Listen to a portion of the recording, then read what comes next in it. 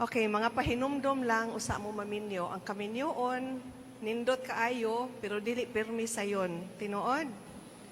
So always remember na it's magical, no? It's magical to fall in love. Nganong magical man sa kay sa daghang taos kalibutan, nganong kamo man gyud ang nag-abot, kamo naghinigugmaay, di ba?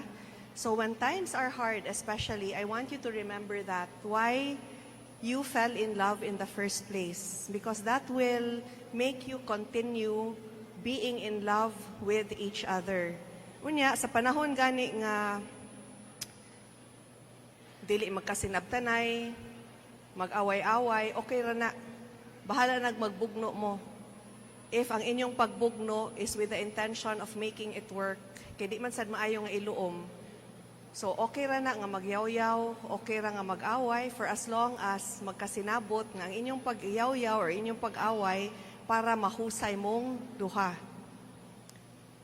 Having said that, I also like to remind you nga naagani mo yung mga kahiubo sa inyong kapikas, ayaw mo pagsumbong sa inyong mga tagsa-tagsa nga pamilya. Ayaw ninyo libaka ang inyong bana, ayaw ninyo libaka ang inyong asawa, nga naman. Kay nagkahusay na mo ang inyong pamilya, wa pa nakalimot sa inyong gisumbong nila. No, so wa na mo naghinigugmaay na mo usab, ang inyong pamilya galagot pa sa imong bana, sa imong asawa. So always, okay, so muna ako isulti ninyo nga ayaw gyud ninyo always respect your spouse in front of everyone, and especially even when he or she is not around. No? And in the hardest of times, remember how you fell in love and remember to always choose each other.